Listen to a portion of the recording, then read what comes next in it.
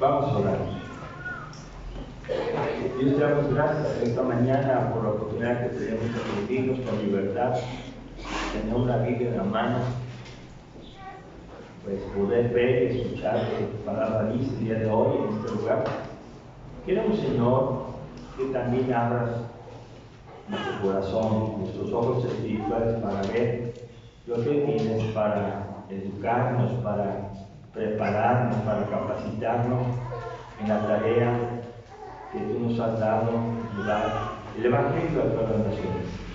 Te pedimos, Señor, que abres a nuestro corazón a través de tu Espíritu Santo y que nos guíes. En el precioso nombre de Cristo Jesús. Amén. Bueno, gracias a Dios en esta mañana, hermanos, porque podemos reunirnos. Y quisiera que se grabara el título del mensaje: Abre mis ojos. El pasaje que leímos ha ido, nos va a guiar, sobre todo en esto, y quisiera animarles a que ustedes y yo veamos cómo Dios quiere transformar nuestra vida. El día de ayer estábamos en un lugar compartiendo la palabra, evangelizando personas. Les decíamos que si una persona dice que es cristiana, lo afirma y trae su Biblia en la mano y asiste a un templo, pero su vida no está siendo transformada por el Espíritu Santo, no es una persona convertida. Y que no se crean de personas que sus vidas no son transformadas. Porque Dios no habita en corazones llenos de maldad. Entonces les animaba a decir que no a aquel que les quisiera dirigir, aun fuera por la palabra, pero su vida es una vida de pecado, en plata pura, una vida de pecado. ¿Por qué esto? Porque miren, muchas personas dicen ver y no ven. Dicen creer y no creen. Asisten, pero no están aquí. ¿Y qué es lo que queremos orar, aprender el día de hoy? Abre mis ojos. ¿Pero cuáles ojos? No esos ojos con los que me ven, no estos ojos físicos, sino los ojos espirituales que tenemos para mirar. Permítanme iniciar citando el poema anónimo que John Lawrence compartió. Este poema nos hace pensar acerca de la necesidad de ver. He llorado en la noche por falta de visión, que me hizo ciego a la necesidad de otro. Pero nunca, todavía, he sentido una punzada de pesar por ser un poco demasiado amado. Esta poesía nos hace pensar que durante la noche, cuando tenemos un momento de quietud y revisamos los actos de nuestra vida del día, nos damos cuenta que pudimos ver a una persona con necesidad y no la tomamos en cuenta, la ignoramos. Dice: he llorado toda la noche por la falta de visión. Sí lo vio, pero no entendió, no pudo percibir, estaba ciego a la necesidad del otro. ¿Cómo se llama eso? Se llama egoísmo. Primero yo, después yo, y el último, yo. Ese es egoísmo puro. Y la necesidad del otro es ignorante. Pero también dice: todavía nunca he sentido todavía una punzada de pesar, ni siquiera una punzadita, por ser un poco y poéticamente demasiado amado. Cuando una persona hace bien, hace lo que Dios quiere, duerme más tranquilo, está feliz. Dicen algunos, con la satisfacción de deber cumplido. Entonces, vayamos revisando eso, porque todos nosotros tenemos eternidad de Dios en nuestros corazones, y Dios hace que conectemos y nos dé vergüenza una cosa y nos dé paz y tranquilidad otra. Entonces, hoy vamos a ver en el pasaje de 2 Reyes, capítulo 6, del 8 al 14, la primera parte. El reino de Siria tenía guerra contra Israel. Y desde aquí observen que hay problemas. Desde siempre, desde Adán y Eva, más bien para acá, con la caída, hay guerras. Y también pueden decir ustedes que ustedes y yo no tenemos guerra. Pues claro, no tenemos una guerra física, pero hay una guerra espiritual. Hoy vamos a ver acerca de los dos tipos de guerra. El reino de Siria tenía guerra contra Israel. Y en estos versículos, del 8 al 14, dice: tenía el rey de Siria guerra contra Israel. Y consultando con sus siervos, dijo: en tal y tal lugar estará mi campamento. Y el varón de Dios envió decir al rey de Israel: mira, que no pases por tal lugar, porque los sirios van allí. Entonces el rey de Israel envió a aquel lugar que el varón que Dios había dicho, y así lo hizo una y otra vez con el fin de cuidarlo. Y el corazón del rey se turbó por esto. Llamando a sus siervos les dijo: ¿no declarasteis vosotros quién de los nuestros es el rey de Israel? Entonces uno de los siervos dijo: no, rey, señor mío, sino que el profeta Eliseo está en Israel, el cual declara al rey de Israel las palabras que tú hablas en tu cámara más secreta.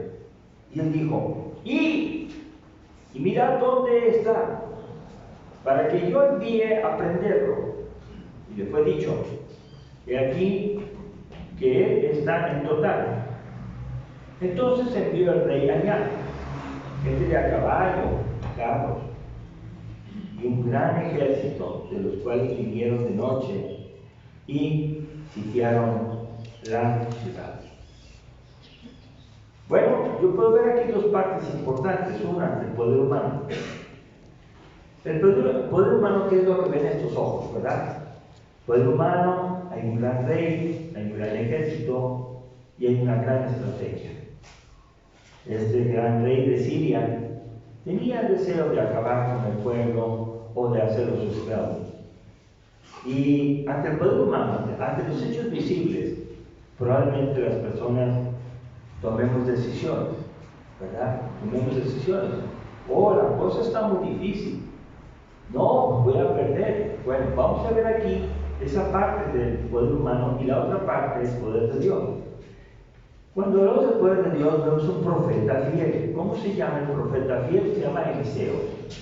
Este Eliseo está ahí y tiene un siervo nuevo.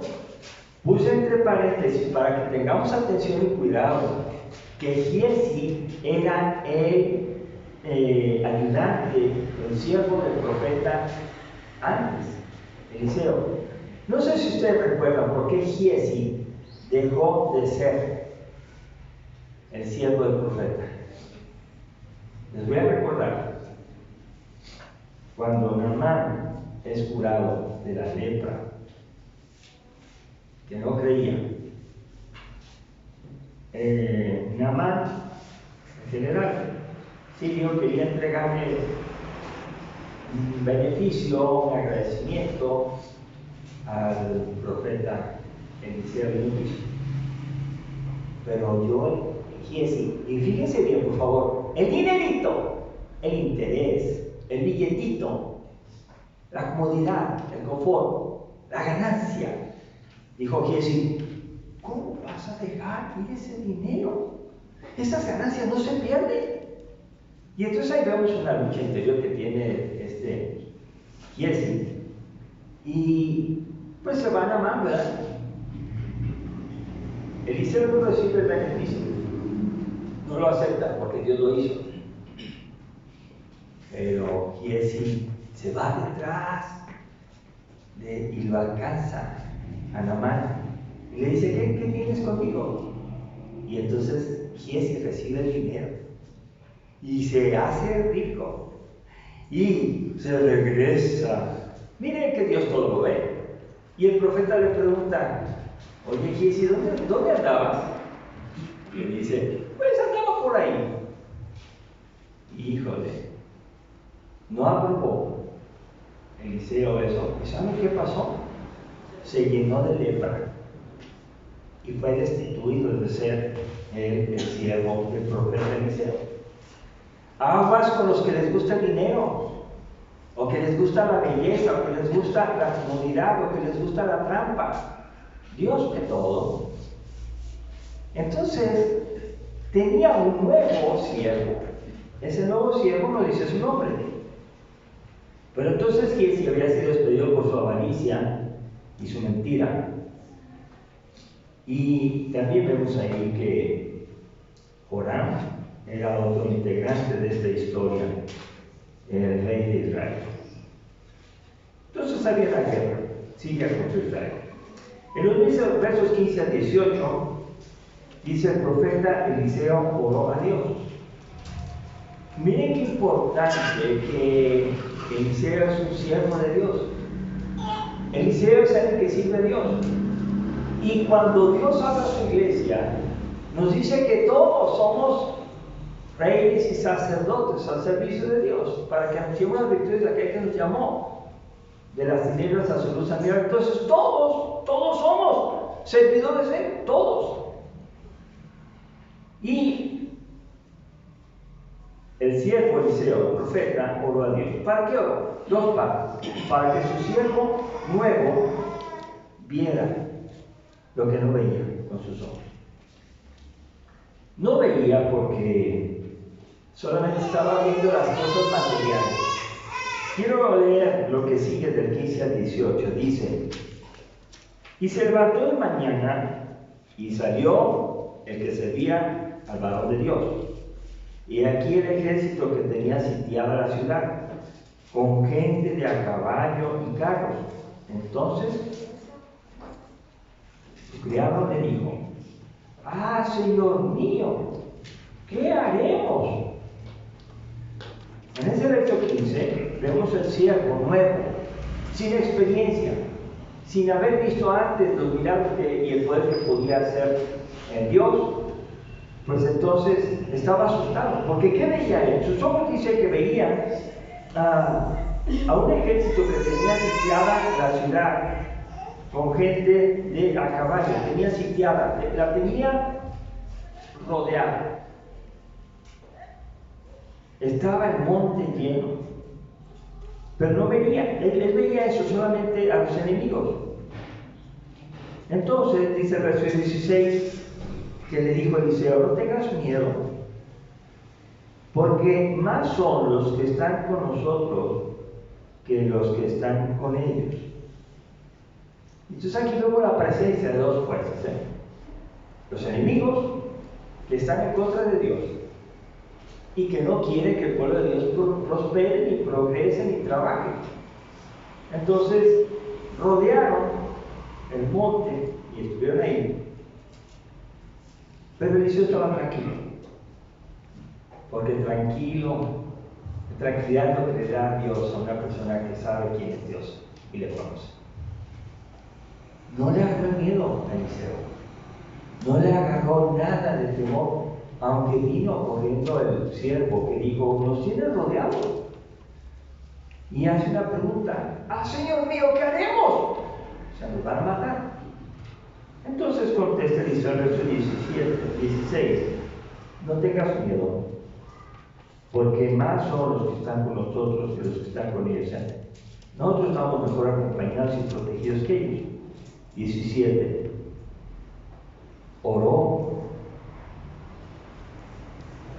Eliseo y dijo: te ruego, Jehová, que abra sus ojos para que vean. Entonces Jehová abrió los ojos del criado y miró, y aquí que el monte estaba lleno de gente de a caballo y de carros de fuego alrededor de Eliseo. Yo quiero preguntarles: ¿quién dio la vista espiritual a el siervo de Eliseo? ¿Quién se la dio? Dios. Gracias a Dios que fue él y no fue Eliseo, no fue el profeta de Dios, no es el siervo de Dios, al que nunca se le debe adorar ni venerar ni ocultarse de él. Debemos adorar, respetar y obedecer a Dios Todopoderoso, porque nos ve todo el tiempo. Y no el siervo de Dios. O sea, él está diciendo el que haremos, está asustado, no conocía el poder de Dios como era nuevo. Y entonces, en ese momento, Él abre sus ojos y miró la realidad. Hay gente de a caballo y carros de fuego alrededor de Eliseo. Hay protección de Dios, que no veía a ellos, ¿verdad? Entonces, Eliseo ora para que su siervo nuevo viera los cuidaban de parte de Dios. Y también hace otra oración, Eliseo. Dice el verso número 18. Y luego los sirios descendieron a él, o sea, se dejaron venir al ejército de los sirios. Y oró Eliseo a Jehová y dijo: te ruego que hieras con ceguera a esta gente. Y los hirió con ceguera conforme a la petición de Eliseo. Vamos a calcular la cantidad de población. Simplemente el ejército es grandísimo, carros y todo, es un ejército muy grande. ¿Y cuántas personas están ahí para sufrir el arresto o la muerte, llevárselos allá al rey? ¿Cuántas? Serán solamente dos. Solamente dos. El siervo, Eliseo, pero Eliseo y su siervo. Entonces, en esa cantidad, ¿quién va a ganar? Y nuestros ojos siempre evalúan las cosas de esa manera. Es que es mucho, es que esto es muy grande, yo no puedo. Y es cierto, es cierto. Algunos de ustedes han pasado por pruebas que ya les dijeron: no se va a poder, no se va a poder, no se va a poder. Y al final se pudo. ¿Por qué se pudo? Porque Dios quiso. Porque Dios contestó, porque es su voluntad. Y puedo ver aquí cómo ahora el profeta Eliseo vuelve a Dios al que conoce. Le dice: ahora cierra los ojos, deja los ciegos, por favor. Y Dios responde. Y puedo ver enseguida, del verso 19 al 20, después de dijo Eliseo: ya que estaban ciegos, el ejército llegó a ellos, estaban cieguitos, ahí no veían nada. No es este el camino, ni es esta la ciudad. Síganme, yo los guiaré al hombre que buscáis. Y los dio a Samaria. Y cuando llegaron a Samaria, dijo Eliseo: Jehová abre los ojos de estos para que vean. Y Jehová abrió sus ojos y miraron y se hallaron en medio de Samaria. Eliseo les dice: vengan, síganme a mí. Samaria y Dotán. ¿Saben cuántos kilómetros son? 16 kilómetros. ¿De aquí a dónde? 16 kilómetros. Esa era la distancia. 27 son atadas. Entonces, 16 kilómetros, un poco para acá. Pero acuérdense que iban ciegos. Iban siendo llevados, iban ahí con tropezones y todo, pero iban obedeciendo. Iban obedeciendo para conocer a quién, para cumplir su misión. Y yo puedo notar aquí como las personas que ni siquiera temen a Dios, aún con esfuerzos obedecen para ir a atrapar a que los mandaron, ¿verdad? Y el que mandaron a atrapar con ellos, pero como están ciegos no saben qué es. Y Eliseo tranquilamente: síganme, 16 kilómetros. Entonces tardaron bastante, yo creo, porque no podían todos caminar a la misma velocidad que una persona que ve. Yo puedo ver aquí cómo Eliseo guía a los ciegos a Samaria, al rey de Israel. Entonces hay dos puntos. Elías enseña al rey Corán de Israel la misericordia del perdón. Dice aquí 19 al 20. Cuando el rey de Israel los hubo visto, dijo a Eliseo: ¿los mataré, padre mío? Y él le respondió: no los mates. ¿Matarías tú a los que tomaste cautivos con tu espada y con tu arco? Pon delante de ellos pan y agua para que coman y beban y vuelvan a su señor. Entonces se les preparó una gran comida, y cuando habían comido y bebido, los envió, y ellos se volvieron a su señor, y nunca más vinieron bandas armadas de Siria a la tierra de Israel. Bueno, yo puedo ver aquí como hay un plan que está por toda la historia de la Biblia. Se llama el plan de redención, el plan de salvación. Y quiero que vean que aún los perversos, los malos, los que no merecen la salvación, se las están entregando. A los enemigos, a los que querían apresar a Eliseo, el profeta de Dios, a ellos también se les da la salvación. Y esto nos hace pensar, cuando nosotros vemos a las personas, las vemos, a veces nos agreden, puede ser que nos ofendan, puede ser que nos quiten el trabajo, puede ser muchas razones las que nos pueden hacer por ser cristianos. ¿Y cómo debemos responder cuando ya llegan a la condición de necesitar ayuda? Miren, el profeta le enseña: a los cautivos no se les da muerte, a los prisioneros de guerra. Si en una guerra agarran a los prisioneros, los meten a la prisión y luego los sacan y los matan a todos, es un delito de guerra que hay que castigar. Es injusto. Habrá prisión, pero nunca una matazón. Entonces Eliseo le dice: no los mates. Tú no los atrapaste, los trajo Dios aquí, yo los guié. Tú lo que vas a hacer es darles de comer, aliméntalos.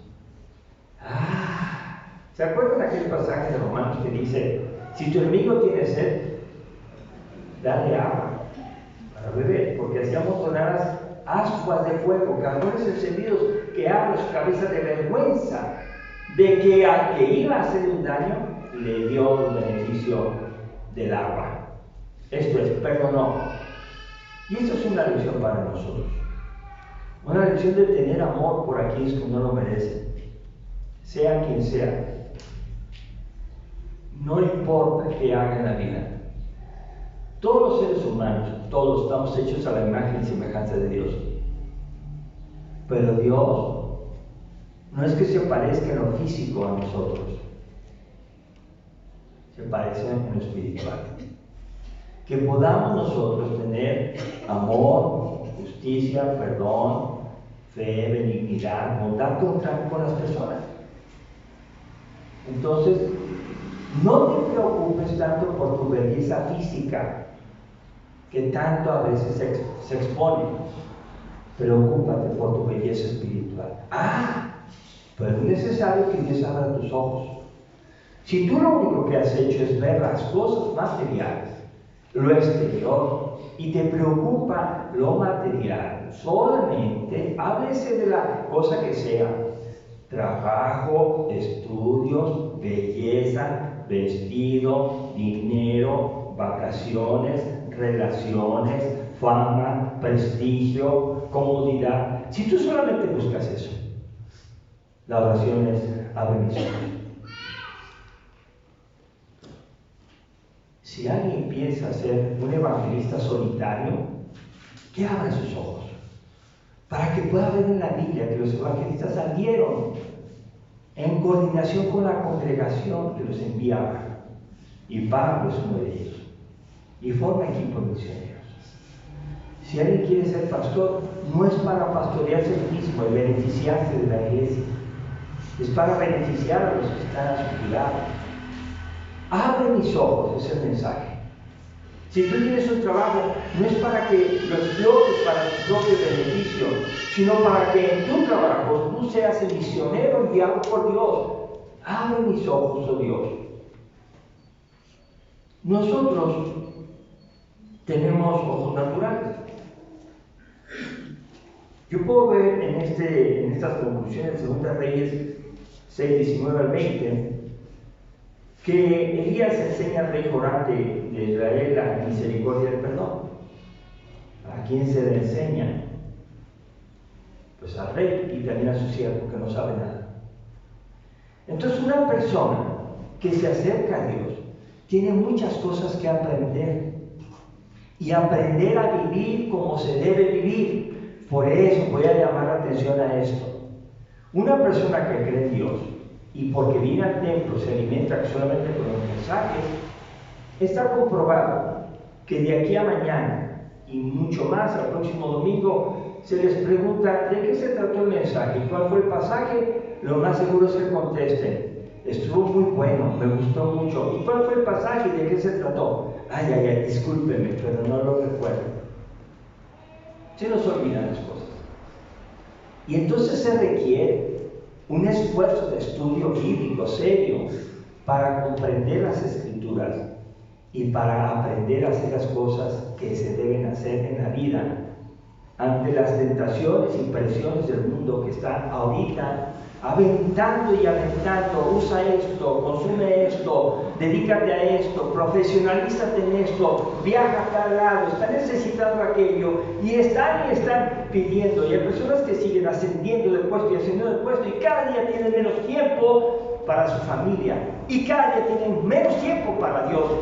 Y eso es terriblemente malo. Que una persona se olvide de Dios, se va a olvidar de su familia, ya no va a tener tiempo para la familia. Abre mis ojos, no me hagas ser ciego, que puedo estar ganando los miles de pesos y puedo tener las miles de aplausos y los miles de likes y los miles de seguidores, y estoy ciego a mi pecado. ¿Cuál es mi pecado? Amarlo. Todos somos pecadores, pero muchos aman el pecado, que a pesar de las predicaciones dichas, explicadas de tal manera que a veces lastiman su esperanza, siguen haciendo lo mismo. No es así. La vida cristiana requiere un estudio bíblico continuo, esforzado, dedicado, y a medida que yo aprendo la palabra, me aparto del pecado. Si algo yo comprendo en la Biblia que es pecado, lo dejo de hacer. Una cosa muy sencilla, dice la Biblia: ninguna palabra corrompida sale de vuestra boca. Si luego la buena, la que sea necesaria para la edificación de los creyentes, no digan malas palabras. Eso es lo que quiere decir en pocas. Hay personas que leen la Biblia y que asisten y todo, y las malas palabras brotan por aquí, brotan por allá, sobre todo cuando uno los ve de su familia. Y dicen: es que soy humano. Vergüenza te debería decir eso, porque debería decir: soy hijo de Dios, y ya no lo voy a hacer. Y si no eres hijo de Dios, no te vas a salvar. Entonces, no andes con esa disculpa que eres humano. Si eres humano, no te vas a salvar. Si eres un humano redimido por la sangre de Cristo, vas a ser redimido de tus pecados, pero deja de practicarlos. Vete y no peques más. Hermanos, ese es el Evangelio, una vida transformada. Y entonces no nos equivoquemos que porque yo vengo al templo y porque leo mi Biblia y porque oro en la noche para que Dios me bendiga en mi trabajo, y lo primero que hago es orar y lo último que hago es orar, por eso se van a salvar, ¿no es cierto? Hay personas de veras que, y más en este tiempo de tanto libertinaje espiritual, donde si no me gusta esta iglesia me voy a otra, donde sí aprueban lo que yo hago. Hermanos, a Dios no lo podemos engañar. Abre mis ojos para darme cuenta qué está pasando. En el Evangelio de Juan, capítulo 9, que lo van a tener que leer en su casa, este es motivo de otra predicación. Jesús da vista a un ciego de nacimiento. El ciego cree en Jesús, y hay un versículo que dice: y lo adoró. Así que lo van a tener que buscar en su casa. Yo no voy a decírselos. Parte del entrenamiento: lean Biblia en su casa. Dice: Jesús lo adoró. Quiere decir que, el ciego lo adoró. Quiere decir que el ciego conoció que Jesús era Dios y le adora como Dios. Y se rinde ante Él y le cree a Él. ¡Qué bendición! Pero fíjense qué curioso. El ciego empezó a ver físicamente, pero ese milagro de que el ciego de nacimiento viera físicamente era para hacer entender a los fariseos que veían con sus ojos, pero que no veían con sus ojos espirituales. Igual que el siervo nuevo de Eliseo. Los fariseos decían que veían, pero estaban ciegos espiritualmente porque vivían en pecado. No podían ver que Jesús era el Señor y Salvador, el Mesías enviado para salvar al mundo. No podían entenderlo. y lo criticaban, y lo vigilaban, y le hacían preguntas para hacerlo caer. Jesús nunca cayó, nunca falló. Pero los fariseos se organizaron junto con los sumos sacerdotes, con los principales ancianos, y lo entregaron a las autoridades para que lo mataran. No vieron. Y no vieron, ¿saben por qué? Porque no querían ver. Nuestros ojos ven hacia adelante, no ven hacia atrás. Tal vez estamos viendo hacia lo que queremos hacer a los días siguientes, pero no podemos ver lo que ya hicimos. Y hay que hacer un ejercicio de ver lo que hicimos hacia atrás y revisar si le agradó a Dios o no. Revisen su comunicación con el mundo. Revisen qué platican en sus métodos de comunicación. Vean qué dicen, qué expresan, qué muestran, qué quieren que les den. Vean todo eso. Los fariseos que decían que veían estaban ciegos espiritualmente porque no vivían en pecado. Van a ver después en su casa. Bueno, de una vez, el Salmo 146:8. Porque si no, Salmo 146:8, Isaías 61 y Lucas 4 hablan de una profecía que se cumple en Jesús. Dice el Salmo 146, verso 8. Desde la parte final, bueno, entiende, que hace justicia a los agraviados. Salmo 146, 7 al 9, para que esté más claro. Que hace justicia a los agraviados, que da pan a los hambrientos. Jehová liberta a los cautivos. Jehová abre los ojos a los ciegos. Jehová levanta a los caídos. Jehová ama a los justos. Jehová guarda a los extranjeros. Al huérfano y a la vida sostiene. Y al camino de los impíos trastorna. Lo acabamos de ver. Lo acabamos de ver en la historia que hace un momento vimos. Me voy a Isaías, capítulo 61, y leo solamente los versículos que están en el mismo mensaje.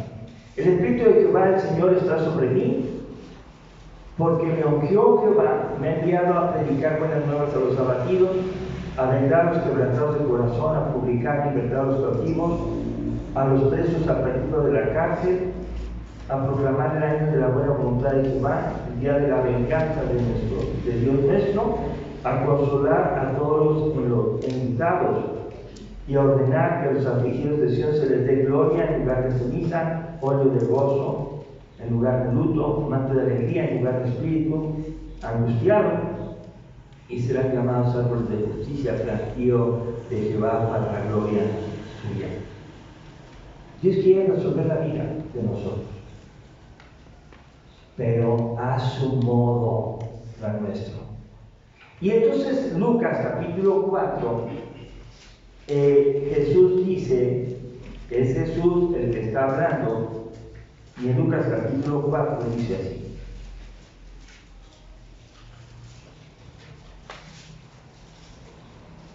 Verso 17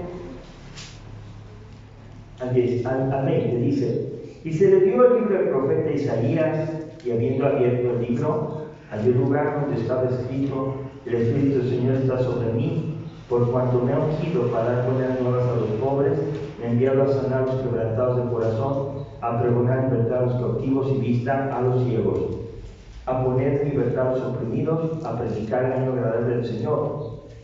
Y enrollando el libro, lo dio al ministro y se sentó. Y los ojos de todos en la sinagoga estaban fijos en él. Y comenzó a decirles: hoy se ha cumplido esta escritura delante de vosotros. Lo que vimos en el Salmo, lo que vimos en Isaías, estaba cumpliéndose en Jesús. Entonces Jesús vino a dar libertad a los cautivos, a dar vista a los ciegos, y uno tiene que tener claro eso. Juan 20:21 dice: a ustedes y a mí, bueno, no sé si a todos, porque no sé cuántos sean cristianos, pero yo supongo que muchos son cristianos de aquí. Pues a los cristianos, Jesús dice en el Evangelio de Juan, capítulo 20, verso 21, Así como el Padre me envió, yo los envío a ustedes. Dios los envió. ¿A qué los envió? A anunciar la palabra del Señor, a predicar. Entonces, una iglesia ha recibido el beneficio de la salvación, de una nueva oportunidad de vivir de manera agradable a Dios y perdonados, crucificados, reconciliados y redimidos por su sangre, en Cristo Jesús, por su sangre. Ahora nosotros nos debemos unir a ese plan de Dios, a compartir el Evangelio a otras personas que como nosotros estábamos ciegos. Si es que Dios ya abrió nuestros ojos, ¿cómo puedo saber si una persona ya abrió sus ojos? Es muy fácil. Ser cristiano es un estilo de vida. Es como yo vivo, cómo trato, cómo me visto, cómo hablo, cómo soy. Eso es un cristiano, el que tiene un estilo de vida que al verlo te dice, él es diferente. Es diferente. Tiene algo que enseñar. Entonces, tenemos que entender que un ciego no puede guiar a otro ciego. Lucas 6:39, un ciego no puede guiar a otro ciego. Entonces, es razonable entonces que algunos de la iglesia le puedan decir, ve y llévale a Cristo a esta persona. Aquí está esta persona nueva, háblale de Cristo, y puede ser que se quiera decir, yo no sé, yo no puedo, me dan nervios. Bueno, está bien, no lo hagas, lo va a hacer otra persona. Esa persona no ve a Cristo, no lo conoce. Y un ciego no puede guiar a otro ciego. Hay personas que dicen que guían a personas. Hay personas cristianas que guían a personas cristianas. Y les dicen cosas como esta. Como te vistes no importa, es tu gusto. Si tú no te sientes mal y tu conciencia no te acusa, vístete como quieras. Si los hombres te ven, ellos tienen un problema en sus ojos y en su corazón, pero tú no. Así hay quienes discipulan así. Hay quienes dicen, bueno, pues piensa lo que quieras. Cada quien es libre de pensar lo que quiera. Si en la iglesia se asustan, pues que se asusten. Deja de ir a esa iglesia y haz lo que tú quieras. Eso es pecado. Pero hay ciegos que guían a ciegos y los traen así. Los hacen sus discípulos. Y bien pegaditos los traen. Cuidado. El evangelio, el que nos llama a nosotros, es el que Pablo aceptó. Y Pablo en Hechos 26-18 fue llamado para abrir los ojos espirituales de las personas con su palabra. Tenemos que llegar a las personas y tenemos que buscar la palabra de Dios adecuada para que esa persona entienda lo que le quiero decir y hablar. Yo no voy a llegar a recitar un pasaje o 2, 3 pasajes de memoria, sino voy a escuchar a la persona y voy a decir, ¿qué es lo que le pasa a esa persona? Pues es una persona como la mujer samaritana que tiene un amor y luego lo avienta, agarra otro amor, y luego lo avienta y agarra otro amor. Y hay personas que así son. Una vez me tocó saludar a una persona y le dije, ¡ay, qué gusto verte! Y yo le pregunté inocentemente, ¿es tu esposa? Porque no me la presentaba. Me dijo, ¡ya la dejo! ¿Entiende? Yo dije, pues, no quise ofender a nadie. Pero entonces no era su esposa y tenía esposa. Y yo no conocía a su esposa, por eso pregunté. Qué pregunta tan imprudente, pero tan reveladora. Ojalá y podamos descubrir el pecado de las personas cuando hablemos con ellos. Para decirles, el pecado te va a condenar. No te estés haciendo pato ni sigas a ciegos que te guían al pozo, al infierno. No te dejes guiar por eso. La Biblia dice que si tú haces este pecado, estás condenado. Y hay muchas listas del pecado. Y que la persona diga, ¿y quién dice eso en la Biblia? Entonces, ¿qué hacía Pablo? Fue escogido para abrir los ojos espirituales de las personas con su palabra, dice, para que se conviertan de las tinieblas, ¿a dónde? A la luz. Que dejen ese ambiente de antro, ese ambiente de pecado, que lo dejen, ese ambiente de placer, ese ambiente donde se vive la cerveza, se vive la maldad, la hipocresía, la ambición. No vendas tu cuerpo por fotografías. Dice aquí, se conviertan de las tinieblas a la luz, que se conviertan de la potestad de Satanás a Dios, que dejen esa actitud de obedecer a Satanás, para que reciban por la fe, ese es el beneficio, por la fe, perdón de pecados y herencia entre los santificados. Hay un resultado. Los mentirosos no van a entrar en los cielos, ni los borrachos, ni los adúlteros. Hay una lista muy larga. Entonces, como hay una condenación y todos somos pecadores, quiero animar a la iglesia, quiero animar que hoy queremos hacer esto. Platiquemos de las buenas noticias del Evangelio de Jesús a cuantos podamos. Platiquemos de las buenas noticias del Evangelio de Jesús a cuantos podamos. Le pedí a una hermana que va a estar afuera, en la puerta, para que procuren salir por esa puerta, y reciban ustedes una cantidad que ustedes decidan de folletos para entregar a amigos.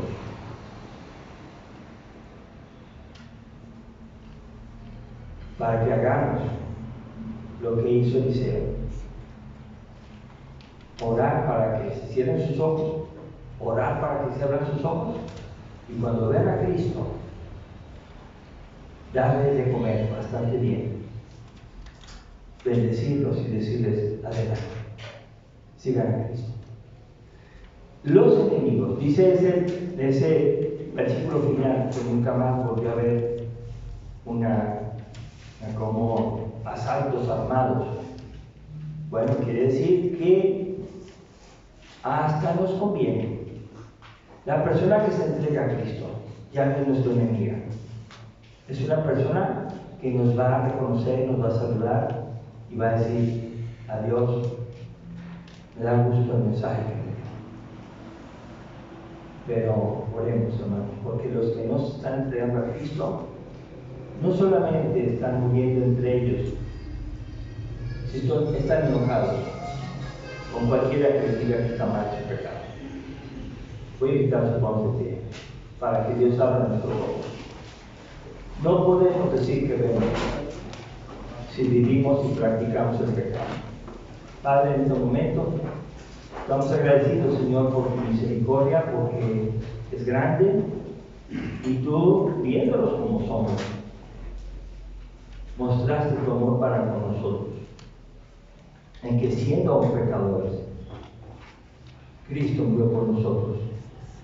No nos condenó, al contrario, dio su vida y nos ofrece vida abundante. Te pedimos, oh Señor, que abra nuestros ojos a nosotros mismos para ver quiénes somos realmente, para arrepentirnos si nos tenemos que arrepentir, o para también ver la necesidad de otros, que podamos dormir tranquilos después de haber hecho tu voluntad, que no seamos testarudos y desobedientes. Pero tú conoces a toda la iglesia, no solamente en este lugar, sino en todo el mundo. Gracias porque tu paciencia es hasta ahora, porque no has venido ni has llevado a tu iglesia, a tu presencia, para que todos los que faltan se arrepientan y procedan al arrepentimiento, Señor. Te damos gracias y te lo suplicamos en el nombre de nuestro Señor Jesucristo. Amén. Amén. Dios los bendiga, hermanos.